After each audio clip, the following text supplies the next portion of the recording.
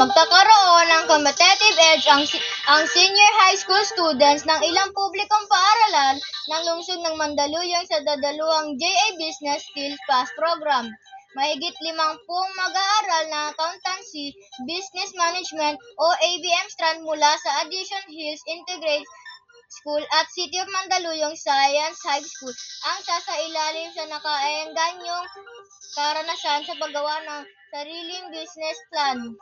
Ayon kay School Division Superintendent Romela M. Cruz, special ang sabing immersive experience para sa ARM students sapagkat sasailalim nila sa mentorship mula sa mga professional sa industriya.